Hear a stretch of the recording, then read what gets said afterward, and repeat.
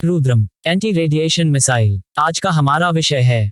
ये क्या है और ये काम कैसे करती है, इसके बारे में हम लोग जानेंगे। तो देर ना करते हुए चलिए वीडियो शुरू करते हैं।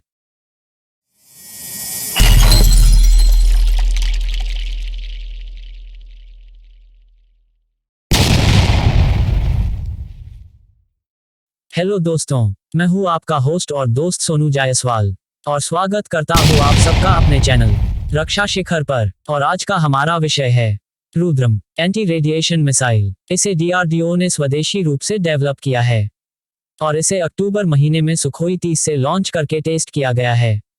इसे दुश्मन के एयर डिफेंस और राडार सिस्टम के खिलाफ बेहद सफल और इफेक्टिव हथियार के तौर पर माना गया है। इससे दुश्मन के एयर डिफेंस और राडार सिस्टम को लंबी दूरी से ही हमला करके नष्ट किया जा सकता है। अब ये एंटी रेडिएशन मिसाइल क्या है और ये काम कैसे करती है, इसको समझा जाए। जैसा कि इसका नाम है कि ये एक एंटी रेडिएशन मिसाइल है, यानी कि ये एक ऐसी मिसाइल है जो ऐसे किसी भी टारगेट का विध्वंस कर देती है जो किसी भी प्रकार के रेडिएशन या राडार फ्रीक्वेंसी को रिलीज करती हो। रुद्रम मिसाइल एक लॉन्ग रेंज की स्टैंड ऑफ मिसाइल है। इसमें लगी हुई तकनीक इसे दुनिया भर के हर तरह के बेहतरीन एंटी रेडिएशन मिसाइल के बराबर में लाकर खड़ी कर देती है। रुद्रम मिसाइल को अमेरिकन की AGM-80, ब्राजील की AMRAAM और रूस की मिसाइल KH-31 के बराबर की मिसाइल या इनसे भी एक जनरेशन आगे की मिसाइल कही जा सकती है। अगर तकनीक की बात की जाए तो अमेरिकन मिसाइल AGM-80 को सन 1988 में पहली बार सामने लाया गया था। इसका एडवांस वर्जन 2010 तक का ही है। इसी तरह ब्राजील की मिसाइल AMRAAM को सन 1998 में सामने लाया गया और रूस की मिसाइल KH-31 के 1988 से 2010 तक के समय की ही मिसाइल है। लेकिन रुद्रम मिसाइल आज 2019 के समय की मिसाइल है, जिससे ये अपने क्लास की सभी मिसाइलों से एक कदम आगे की मिसाइल हो जाती है।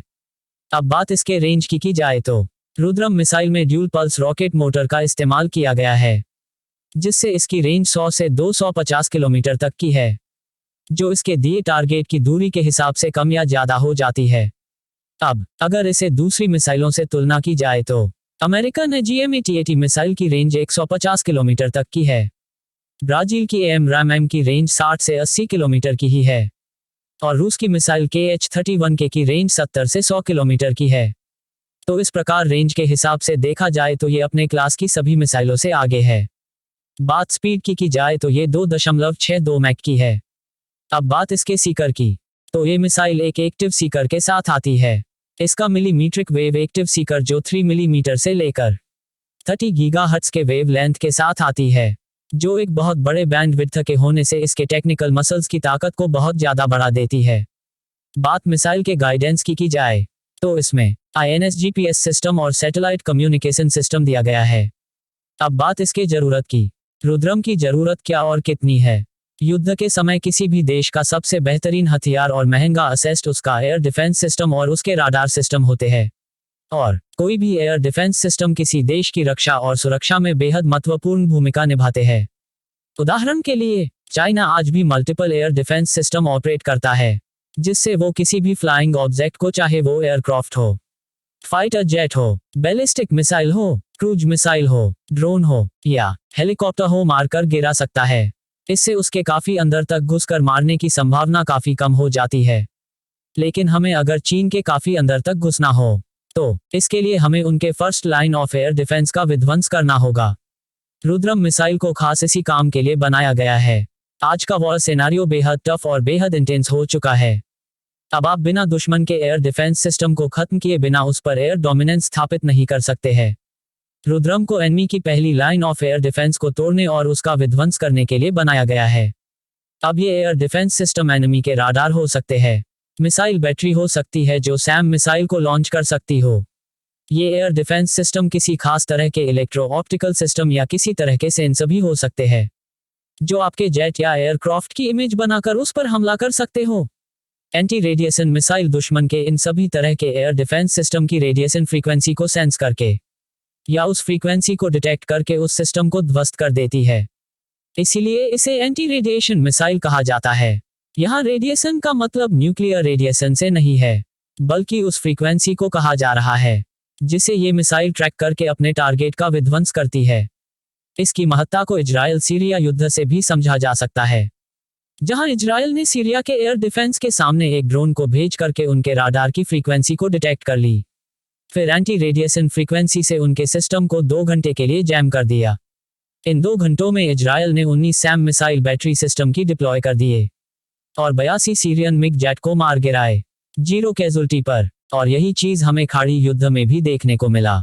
सन 1991 में जब अमेरिकी हेलीकॉप्टर अपाची ने इराकियों के first line of air defence को तोड़कर एक गलियारे का निर्माण कर दिया, और ये काम अपाची हेलीकॉप्टर ने इराक के राडार की फ्रीक्वेंसी को कैच करके उसी पाथ पर मिसाइल को सेट करके उनके राडार सिस्टम का विध्वंस कर दिया था। अब आपको अपने दुश्मन के राडार को अंधा करना हो तो इसके 2 तरीके हैं।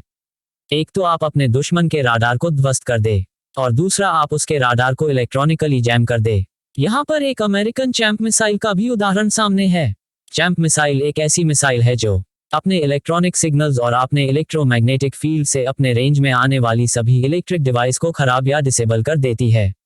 रुद्रम मिसाइल को इन सभी तरह की जरूरतों के ध्यान में रखकर डेवलप किया जा रहा है। रुद्रम को डेवलप करने में डीआरडीओ और उसकी सब्सिडरी लैब जिनमें डीआरडीएल, एआरडी, एचईएमआरएल और रिसर्च सेंटर एमआरएस की मुख्य भूमिका रही है। इंडियन एयरफोर्स ने इसके पहले यूजर ट्रायल के लिए सुखोई 30 MKI को चुना और आगे आने वाले समय में इसे जगुआर और तेजस मार्क 2 में लगाने की योजना है। अब अगर बात की जाए कि 21वीं सदी में एयर डिफेंस की, तो अब आज के समय में एयर डिफेंस के मायने और डायमेंशन दोनों ही बदल चुके हैं। अब air defence multi dimension, multi platform और मल्टी नोडल हो चुके हैं। अब आज का समय इंटीग्रेटेड एयर डिफेंस सिस्टम का हो चुका है, जिसमें एक साथ जमीन पर स्थित गन सिस्टम, मिसाइल सिस्टम और मैनपेड मिसाइल, हवा में उपस्थित 4th और 5th जनरेशन के aircraft, lethal attack helicopter, air launch cruise missile, air launch ballistic missile, air launch drone, combat drone, kamikaze या सुसाइड ड्रोन और नेवी के जरिए सोर और शिप से लॉन्च होने वाले मल्टी प्लेटफॉर्म वेपन सिस्टम, जमीन, हवा और समुद्र में एक साथ मिलकर एक इंटीग्रेटेड एयर डिफेंस सिस्टम को बनाते हैं, और इन सब सिस्टम को आपस में जोड़ने का काम air defence and control reporting system करता है। बिना air defence and control reporting system के कोई भी सिस्टम अलग से फायरिंग या मिसाइल फायर नहीं कर सकता है। अब ये सिस्टम काम कैसे करता है? सबसे पहले तो ये कि ये किसी भी ऑब्जेक्ट को डिटेक्ट करता है, फिर ये दोस्त है या दुश्मन इसकी पहचान करता है, फिर इस चीज का आकलन करता है कि ये हमें कितना थ्रेट करेगा और कहां पर करेगा, फिर टारगेट के हिसाब ये अपना वेपन सेलेक्ट करके उस वेपन को फायर करके ये निश्चित करेगा कि वेपन उस टारगेट को हिट करे, और ये सारा काम ऑटोमेटिक तरीके से होगा, क्योंकि ये system minute to minute weapon को कंट्रोल करता रहता है। अब इस सिस्टम को 3 मुख्य भागों में बांटा जा सकता है। पहला इस सिस्टम का रडार, दूसरा इसका कम्युनिकेशन सिस्टम, तीसरा डेटा ट्रांसमिशन सिस्टम। तो अब बात पहले हिस्से राडार की।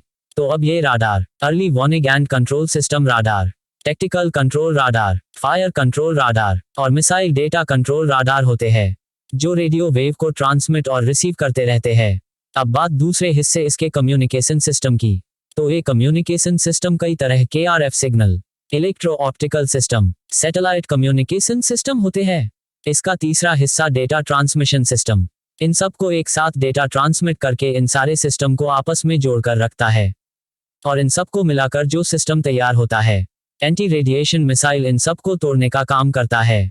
ये राडार को ब्रेक करके एयर डिफेंस को अंधा कर देती है, जिससे कम्युनिकेशन सिस्टम कट हो जाता है।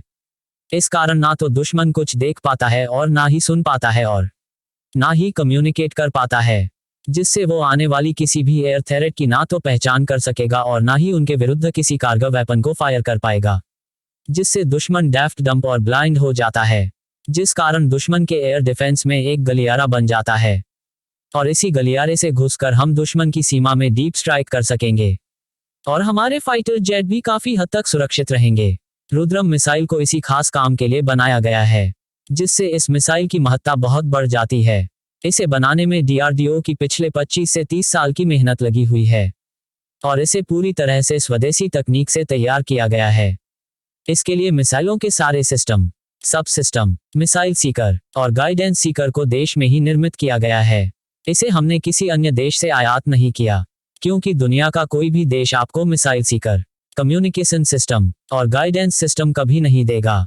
अब हम आने वाले समय में तेजस को रुद्रम मिसाइल को फायर करते हुए देखेंगे।